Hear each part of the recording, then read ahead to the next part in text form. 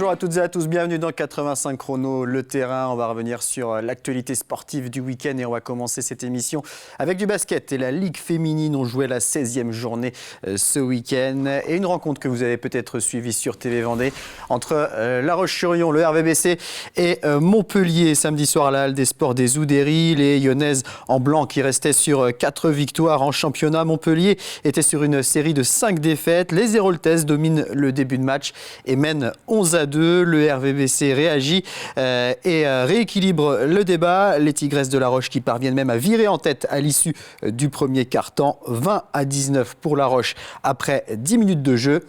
Dans le deuxième quart-temps, le match est toujours très accroché. Aucune équipe ne parvient à vraiment se détacher, mais les Lyonnaises accentuent tout de même leur avance. Elles mènent 36-33 à la mi-temps d'un match où tout semble possible d'un côté comme de l'autre. Dans le troisième quart-temps, La Roche creuse encore l'écart et compte jusqu'à 8 points d'avance. Il y en a finalement 4 après 30 minutes de jeu. Le RVBC mène alors 59-55 dans une rencontre très disputée et très intense physiquement. Le dernier quart-temps est à l'avantage des Montpelliéraines qui profitent des erreurs lyonnaises, mais aussi de décisions arbitrales discutables. Montpellier qui reprend l'avantage au tableau d'affichage. Les Lyonnaises s'accrochent. Un seul petit point d'écart dans les dernières secondes, mais Montpellier conclut avec 2 lancers francs et donc décroche la victoire sur le score de 78-75 avec notamment 20 points de Peters. On va écouter la réaction à l'issue du match de la capitaine lyonnaise Ornella Bancolé. Je retiens qu'il faut qu'on se batte 40 minutes et que c'était un match dur physiquement. On a su répondre à certains moments, mais pas tout le temps. Et je pense que c'est ce qui a fait la différence. On avait de l'avance et on n'a pas su la conserver. Je pense qu'il faut qu'on soit plus agressif tout le temps, que ce soit en attaque et en défense. Je pense qu'il nous a manqué un peu de lucidité, d'adresse. Et voilà, on perd énormément de ballons. Et je pense que c'est ce qui a coûté parce que contre ce genre d'équipe, les petites erreurs, ça ne pardonne pas. Et on a perdu beaucoup trop de ballons ce soir.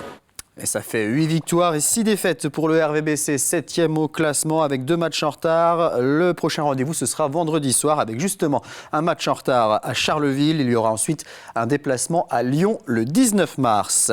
Et puis en levée de rideau de cette rencontre de Ligue féminine, en National 2, la 18e journée, la lourde défaite de l'équipe espoir du RVBC face au leader Bordeaux, 77-46. 7 victoires et 11 défaites pour les jeunes lyonnaises qui sont 11e au classement. Toujours en basket, chez les hommes, en National 1 masculine, il y avait un match en retard de la 26e journée vendredi soir et un match coup près entre Chaland et les Sables d'Olonne à la salle Michel Vrignot. Match décisif pour la suite du championnat. En cas de victoire de Chaland de plus de 5 points, eh bien le VCB assurait sa place en poule B pour la deuxième phase et par la même occasion son maintien. Pour les Sables, eh bien, c'était l'inverse. Il fallait soit l'emporter, soit perdre avec moins de 5 points d'écart pour éviter la poule C, celle où les équipes se battront pour leur maintien. Un match électrique dans une chaude ambiance et du suspense jusqu'au bout. Chaland en blanc qui était privé de son coach principal, Joachim Duté, après la mise à pied décidée par le club pour fraude au pass sanitaire. Le VCB qui était donc dirigé par le coach adjoint Miguel Relais et qui vire en tête après 10 minutes de jeu, 20-17. Des Chalandais qui conservent un maigre avantage à la mi-temps. Seulement 2 points d'avance après 20 minutes de jeu, 37-35. Au retour des vestiaires, les Sablés profitent de plusieurs pertes de balles chalandaises et prennent l'avantage. Les hommes de Macandiou-Massy mènent 52-51 à la fin du 3e quart-temps. La bataille se poursuit dans le 4e quart-temps. Après avoir égalisé à 59 partout, les Chalandais enchaînent et mènent de 6 points dans les 5 dernières minutes, 65-59. À ce moment-là, c'est Chaland qui tient son maintien, mais c'est sans compter sur le retour des Sablés qui n'ont pas abdiqué, qui vont même reprendre l'avantage dans les tout derniers instants. Victoire des Sables d'Olonne 71-70. Les Sables qui assurent donc leur maintien en N1 au terme d'une rencontre très intense. Les réactions des coachs au micro de Daniel Lelanne. Une semaine compliquée. On a eu forcément dans la préparation une préparation un peu différente que d'habitude. L'équipe, je trouve, est bien rentrée dans son match. On a respecté le plan de jeu. Il manque, je pense, le petit déclic pour se lâcher un petit peu plus, le petit tir qui rentre sur la première mi-temps pour nous permettre de basculer et vraiment prendre un petit avantage. Mais on a eu du mal derrière à se lâcher complètement. Et sur le 3e et 4e quart, on voit que l'équipe a le frein à main, on n'ose même plus jouer les situations de transition. Et c'est ce qui manque pour enflammer un petit peu cette salle qui demandait que ça. La crispation, on l'a vu dans les lancers francs. D'accord, on finit à 54%, je crois. Voilà, le match il se joue aussi là-dessus. On a été chercher le maintien à la dernière journée et c'est la plus belle. Bon, elle se termine bien pour nous dans un derby. Ça fait au moins 3 ans que tous les acteurs qui étaient dans la salle, joueurs et spectateurs, n'avaient pas vu une ambiance comme celle-ci. On a vu un vrai chaudron.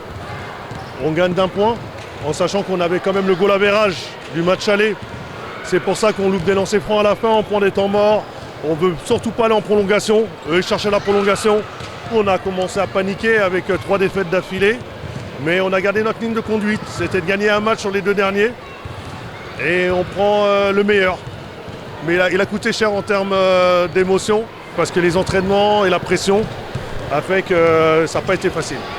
Et on regarde le classement final de cette première phase dans la poule A avec les Sables 10e qui joueront donc en poule B dans la deuxième phase avec la possibilité de se qualifier pour les playoffs. Du côté de Challans, c'est donc une 11e place et désormais une opération maintien dans la poule C. Les prochains matchs, ce sera dès vendredi soir avec les Sables face à Boulogne et Challans face au Centre Fédéral. On passe au ring hockey maintenant avec la WS Europe Cup, la dernière journée de la phase de poule et un duel franco-français décisif pour la qualification pour les quarts de finale samedi soir entre le Poiré-sur-Vie et Noisy-le-Grand. C'était à la salle de la Montparrière. Une victoire ou un match nul permettait aux Genoux de valider leur billet pour la suite de la compétition. Compétition que le Poiré découvre cette saison. Le Poiré en blanc qui se procure plusieurs occasions en début de match. Mais c'est Noisy qui ouvre le score à la 20e minute par l'intermédiaire de Marc Pujol. 1-0 pour Noisy, c'est le score à la mi-temps. En début de seconde période, Pujol est tout près de doubler la mise à la 29e minute. C'est le capitaine du Poiré, Benjamin Puentes, qui égalise 1-1 entre le Poiré et Noisy. 3 minutes plus tard, Noisy-le-Grand reprend l'avantage avec un but signé Hugo Grelier. 2-1 pour Noisy qui se retrouve de nouveau virtuellement qualifié. Les Genoux butent à plusieurs reprises sur le gardien adverse et à la 42e minute, Hugo Grelier signe le doublé et permet à Noisy de faire le break. 3-1. La mission se complique pour le Poiré, mais l'espoir renaît à la 43e minute avec un but de Nicolas Fernandez. Les Genoux reviennent à 3-2. Il ne leur manque qu'un petit but pour obtenir la qualification, mais Noisy parvient à conserver son avantage et l'emporte donc 3-2. Fin de l'aventure européenne pour le Poiré qui va désormais se focaliser sur le championnat et sur la Coupe de France. On écoute les 2 entraîneurs au micro de Thibaut Grasset. C'est très compliqué de qualifier pour les quarts de finale, mais on savait qu'il y avait 12 équipes françaises, il y avait Lleida aussi, et les jours, les classifications étaient entre nous. La satisfaction c'est plus grand parce que vraiment les matchs c'est très compliqué, on les voit déjà. Mais il y avait beaucoup de choses que c'est compliqué à contrôler en tant qu'entraîneur. Et comme ça c'est les joueurs tout seuls qui doivent gérer beaucoup de la part du match. Et comme ça vraiment on est très contents. Il faut féliciter les Poiré parce que le travail était exceptionnel. On est très satisfait parce que c'est la première fois à l'histoire de Noisy aussi, même pour Paris, mais pour nous aussi, c'est la première fois qu'on arrive à ce niveau de la championnat européen, on va dire. On va profiter et essayer d'aller plus loin encore. On est dans notre première Coupe d'Europe. On arrive jusqu'à des matchs vivants avec des chances d'aller au quart de finale. On avait un joueur au moins. On a fait un match plein. Certes, on a des détails au niveau des coups francs directs où on n'a été pas peut-être dans notre meilleur jour. Mais voilà, en face, on a une équipe qui a fait un gros match comme nous. Noisy, c'est une très grande équipe, une des meilleures du championnat. Ça fait très longtemps qu'ils jouent ensemble. Donc voilà, nous, la première, peut-être qu'on l'a joué un peu plus avec le frein à main, compte tenu du score, du résultat, etc. Après, je pense qu'à la deuxième, on s'est débridé. À niveau du jeu, je pense qu'on a proposé un peu plus offensif que Noisy. Mais voilà, ils ont fait leur match. Ils sont passés, donc il faut les féliciter. Le Poiré qui est passé donc tout près de cette qualification en quart de finale, ce sont les Espagnols de Lleida qui terminent en tête du groupe A, Noisy 2e. Ces 2 équipes joueront donc les quarts de finale pour le Poiré. Le prochain match, ce sera samedi en championnat à Nantes. On ouvre la page football avec le championnat de national de la 20e journée. La défaite vendredi soir des Herbiers sur le terrain d'Angoulême 1-0. Le VHF qui a joué une bonne partie du match à 10 après l'expulsion de Pierre Grelier à la 53e minute. Les Herbretais 11e au classement recevront Trélissac samedi prochain. Et puis à l'étage en dessous, en National 3, on jouait la 18e journée. Puis il y avait un derby vendéen samedi entre le Poiré-sur-Vie et la Châtaigneraie au stade de Lidonnière. Une rencontre animée avec beaucoup d'occasions des 2 côtés. Le Poiré-sur-Vie en bleu tout près d'ouvrir le score à la 8e minute avec cette reprise de Ferrand repoussée par le gardien. Le Poiré de nouveau dangereux sur corner. Occasion ensuite pour la Châtaigneraie avec Mayenga qui file au but, mais il se fait subtiliser le ballon par le gardien genou Anthony Dupré. 43e minute, Sofiane Choubani trouve le chemin des filets, mais le but est logiquement refusé pour une faute de main de Si Abderrahmane. 0-0 à la pause. 47e minute, l'attaquant de la Châtaigneraie, Ndoye, perd son duel face au gardien. On passe d'un but à l'autre. Kimi Crépeau pour le Poiré voit sa frappe détournée par un défenseur. À la 63e minute, attaque de la Châtaigneraie. Le centre de Jérémy Abadi est détourné dans son propre but par Benoît Da Silva. 1-0 pour la Châtaigneraie. 4 minutes plus tard, Mayenga manque la balle de break. Le Poiré qui parvient à égaliser à la 70e minute avec un but signé Marc Paris. Un but partout entre les deux équipes. Dans la foulée, grosse occasion pour le Poiré avec Teddy Negrit qui expédie le ballon dans les airs. Il reste moins de 5 minutes à jouer et Ndoye est accroché par le gardien dans la surface de réparation du Poiré. Penalty transformé par Ndoye qui redonne l'avantage à la Châtaigneraie. 2-1, ce sera le score final et une victoire très importante pour les Châtaigneuraisiens dans l'optique d'un maintien qui semblait très hypothétique il y a quelques semaines. Les réactions des coachs au micro de Thibaut Grasset. Je leur avais dit que le match il allait se jouer devant dans le domaine offensif. On est un peu plus solide tous les week-ends. Donc l'idée c'était qu'on arrive à mettre des buts. Ce qu'on a très bien fait sur la fin de match.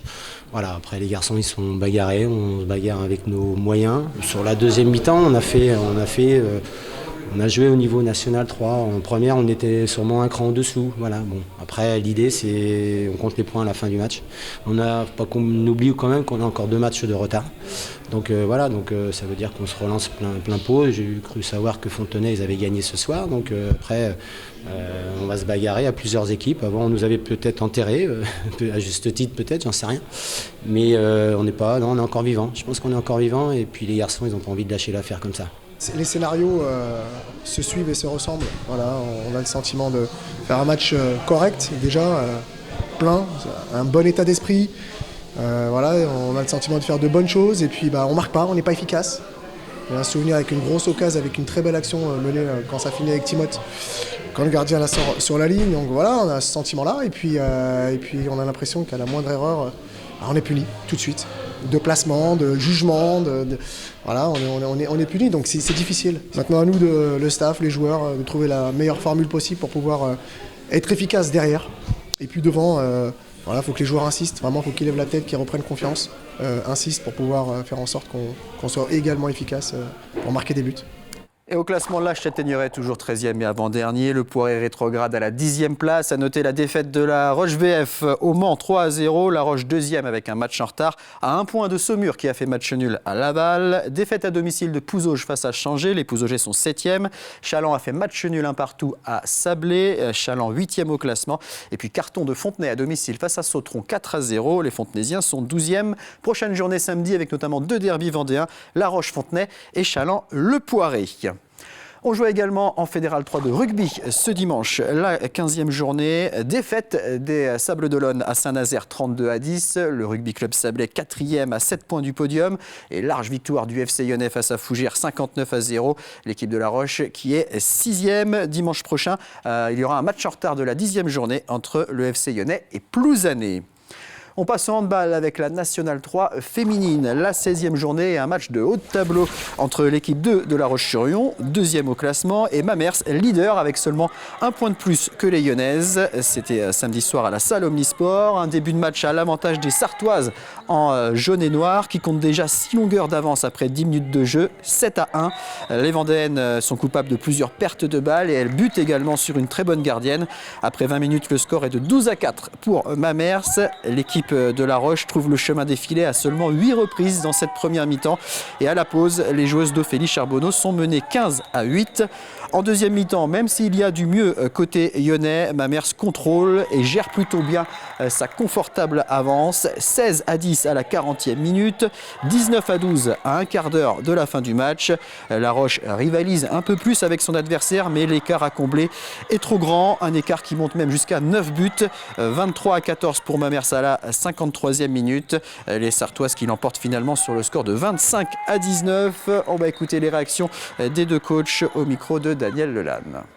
On démarre plutôt bien en défense, bon, ça se voit à la fin du match, hein. On met Mamers à 25 buts, elles qui sont toujours au-dessus de 30 et plus près des 40, c'est qu'on défend bien. Après derrière on donne la joue pour se faire battre, hein, puisqu'on récupère des ballons, on les perd au bout de 10 secondes et on est en incapacité de mettre la balle au fond des filets. Dans le duel tireur-gardien on a été très en difficulté ce soir, donc forcément derrière sur une équipe de Mamers qui joue très rapidement, on prend but et donc c'est compliqué de revenir. Il y a des motifs de satisfaction en défense, mais il va falloir corriger toutes ces petites pertes de balles qui se répètent depuis le début de l'année et qui là sont vraiment très contraignantes pour gagner ce genre de match. On s'est fait peur en deuxième, mais la première était superbe. Et on s'est rendu le match un peu difficile sur la fin, comme d'habitude, j'ai envie de dire. C'est une prise de conscience collective, qu'on peut faire de grandes choses ensemble. Après la défaite de Saint-Nazaire, il fallait qu'on se remobilise. Et je crois que ça a été fait la semaine dernière et cette semaine. Donc le championnat n'est pas fini, on a encore quelques matchs, mais c'est une victoire importante pour la suite. Il y a une gardienne qui a été très, très bien ce soir, qui nous a vachement aidés. On a monté tous les ballons, donc il y a de la fatigue aussi parce qu'on a un banc avec pas mal de blessés, donc il y a de la fatigue derrière. Donc c'est pour ça qu'on se fait qui recolle un petit peu au score sur la fin. Mais ce qui est important, c'est la victoire, et je crois que c'est une victoire collective qui va faire plaisir à tout le monde. Et on va se remettre au travail pour le prochain match. Et au classement, La Roche est toujours deuxième, mais désormais à 3 points de Mamers. À noter la victoire des Herbiers à domicile face à Saint-Jean-de-Braille, 24-19. Les Herbretaises 4e avec un match en retard. Samedi prochain, déplacement à Jouer-les-Tours pour les Herbiers et déplacement à Montargis pour La Roche. On termine avec quelques infos en bref et notamment en athlétisme.